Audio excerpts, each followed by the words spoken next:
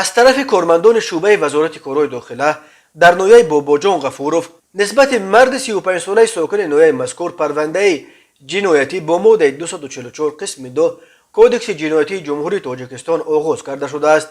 بنا به اطلاع مرکز مطبوعات وزارت کارهای داخلی تاجیکستان نام برده، از 11 فوریه سال 2022 تا 14 فوریه سال 2022 برای پنهانی از حدود خواجگی دهقانی حسینبای که به مرد 58 ساله ساکن امین نویه تعلق داشته است، قسمای احتیاطی تراکتور تمغه UMZ را دزدیده از جای حادثه غیب زده است.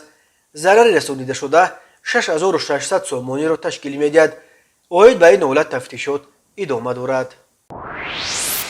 مرکز مطبوعات وزارت کارهای داخلی تاجیکستان خبر داد که روز 24 فوریه در دو صدمه مرگاور علیحده در کنار شهر وحدت و در نزدیکی دهه چهارچشمه نویه شمس‌الدین شوین دو نفر، یک کودک 9 ساله و راننده تراکتور به هلاکت رسیدند.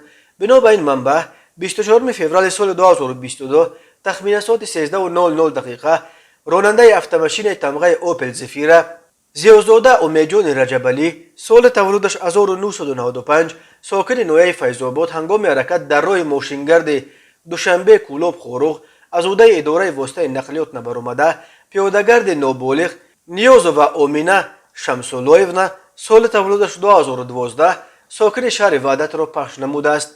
در نتیجه نابالغ نیازووا جراحت وزن جسمانی برداشته در جای حادثه به هلاکت رسیده است. تقریبا همزمان 24 فوریه سال 2022 تخمین ساعت 14:00 راننده تراکتور تمغه MTZ 80 محمد سلیم میرزاخان سال تولدش 1994 ساکن نویه شمس‌الدین شوین هنگام حرکت در نزدیکی دهه چهارچشمه نویه مذکور بنابر سبب زیاد بودن برف لغزیده به چقوری 10 متر چپ شده است. در نتیجه راننده تراکتور محمد سلیم میرزاخان در جای حادثه به هلاکت رسیده است. اوید به این حادثه تحقیقات ادامه دارد.